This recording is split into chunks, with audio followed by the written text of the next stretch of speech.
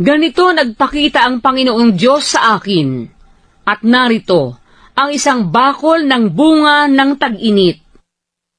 At kanyang sinabi, Amos, anong iyong nakikita? At aking sinabi, isang bakol ng bunga ng tag-init. Nang magkagayoy, sinabi ng Panginoon sa akin, ang wakas ay dumating sa aking bayang Israel, hindi na ako daraan pa uli sa kanila.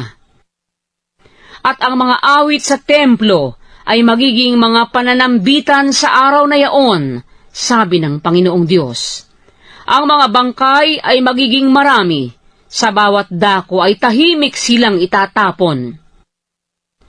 Pakinggan ninyo ito, o kayong nananakmal ng mapagkailangan, at inyong pinagkukulang ang dukha sa lupain, na sinasabi, kailan daraan ang bagong buwan, upang tayo'y makapagbili ng gugulayin, at ang Sabat, upang ating mailabas ang trigo, na gawing munti ang epa, at malaki ang siklo, at gumawa ng karayaan sa magdarayang timbangan.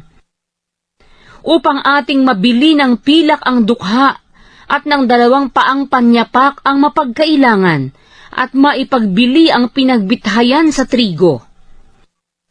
Ang Panginoon ay sumumpa alang-alang sa karilagan ng Hakob.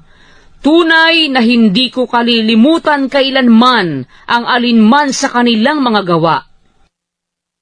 Hindi baga manginginig ang lupain dahil dito, at mananaghoy ang bawat tumatahan doon?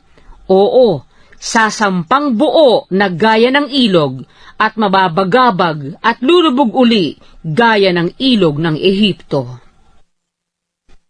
At mangyayari sa araw na yaon, sabi ng Panginoong Diyos, na aking palulubugin ang araw sa katanghaliang tapat, at aking padidilimin ang lupa sa maliwanag na araw, at aking papalitan ng panaghoy ang inyong mga kapistahan, at taghoy ang lahat ninyong awit, at ako'y maglalagay ng kayong magaspang sa lahat na balakang, at kakalbuhan sa bawat ulo, at aking gagawing gaya ng pagtaghoy sa isang bugtong na anak, at ang wakas niyaon ay gaya ng mapanglaw na araw. Narito, ang mga araw ay dumarating, sabi ng Panginoong Diyos, na ako'y magpapasapit ng kagutom sa lupain, hindi kagutom sa tinapay, o kauhawan man dahil sa tubig, kundi sa pagkarinig ng mga salita ng Panginoon.